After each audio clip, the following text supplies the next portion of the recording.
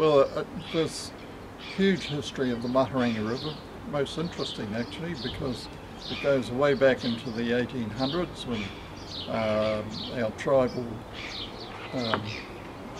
tribes did battle down at the heads, and Ngāti Ronga and the Kaurau tribes were the ones who actually named that little island of Warkworth Mahurangi, and so they also named the river in this parish of Mahurangi.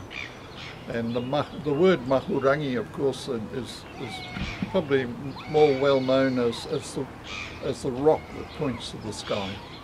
And so the history on the river is immense. It has a lot of history as far as boating was concerned in those very early days of boat building, timber milling, and a lot of steamboats used to come up the river before the Jane Gifford was built. And in latter times the Jane Gifford, of course, brought a lot of cargo and took a lot of cattle and people and brought metal up the river here for the main roads in Warkworth, for instance, and that metal came from the island of Warkworth.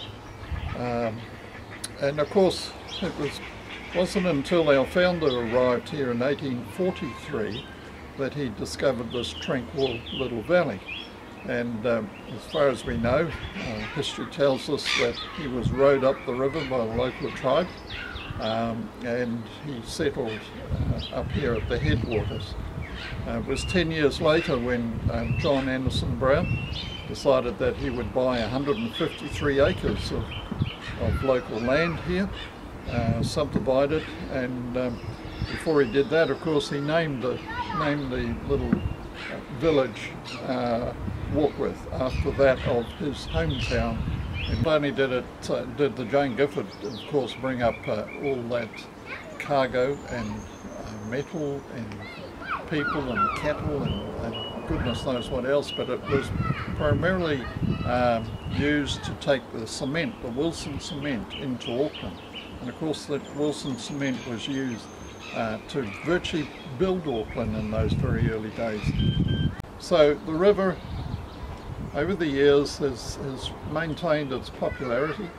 In the summertime we get a lot of boats that come up here, and it's very good economically for the village of Warkworth, because they come upstream, they replenish their supplies, they stay a couple of nights and head off again, and so it is constantly being used as a roadway, as it was in those very early days, into the village.